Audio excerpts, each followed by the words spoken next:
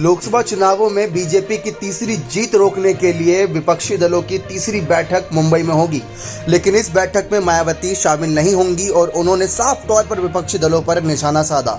अब मायावती पर खुलकर एक एक करके इंडिया दल के तमाम नेता अपने अपने बयान रख रहे हैं। जहां समाजवादी पार्टी, कांग्रेस पार्टी और तमाम पार्टियों के द्वारा पहले से ही मायावती पर आरोप लगाया गया कि वह बीजेपी के साथ मिलकर बैठी हुई हैं और बीजेपी को लेकर भी और तमाम पार्टियों को लेकर भी मायावती ने कहा कि अगर इनके साथ हाथ मिला लो तो अंगूर सही है और ना मिलाओ तो अंगूर खट्टे हैं।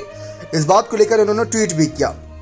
लेकिन तीसरी बैठक से पहले मुंबई में महाविकास अघाड़ी के प्रमुख नेताओं ने एक संयुक्त प्रेस कॉन्फ्रेंस करी थी। इसमें एक सवाल के जवाब में एनसीपी प्रमुख शरद पवार से पूछा गया कि उत्तर प्रदेश की प्रमुख पार्टी बीएसपी ने इंडिया गठबंधन का हिस्से बनने से इनकार कर दिया। तो शरद पवार ने कहा कि मायावती जी की भूमिका किसके साथ जाने की है ये अब तक स्पष्ट नहीं है। वो बीजेपी से भी बातचीत कर रही है, ऐसा हमें लगता है। जब उनकी भूमिका स्पष्ट होगी तब इस पर विचार किया जाएगा। सवाल का उत्तर देते पवार ने बीएसपी को बीजेपी का करीबी बता दिया।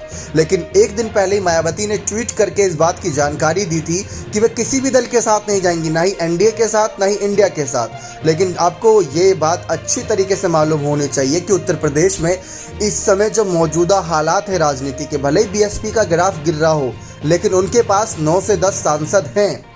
और देखा जाए तो इंडिया दल में कई ऐसी पार्टियां जिनकी पार्टियों में एक भी सांसद नहीं है और किसी पार्टी के 2 या 3 सांसद हैं। समाजवादी पार्टी का ही जिक्र कर ले अखिलेश यादव की, इस समय उनके मौजूदा 3 सांसद हैं। तो कद किसका बड़ा हुआ? मायावती की पार्टी का। इसीलिए हर कोई चाहता है कि बीएसपी उन दलों के साथ आ जाए। रामदास आठवले हो गए, वो भी इंडिया कहीं ना कहीं एनडीए दल में मायावती को शामिल होने का न्योता भेज रही हैं।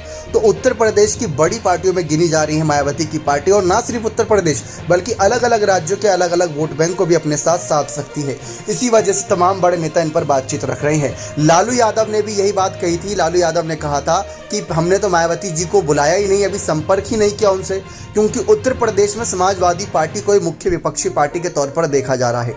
लेकिन शरद पवार का यह बयान कि बीजेपी की करीबी हो सकती है, ये सभी के होश उड़ा गया, क्योंकि एक तरफ एक ही दिन पहले, कुछ ही घंटों पहले मायावती ने साफ कहा था कि वे किसी दल के साथ नहीं है। अब तीसरी बैठक को लेकर देखते हैं क्या कुछ खबरें हाथ लगती है तो आप सभी तक पहुंचाई जाएंगी। बशर्ते ये कि चैनल को सब्सक्राइब करके बने रहें हमारे साथ। बहुत बहुत धन्यवाद।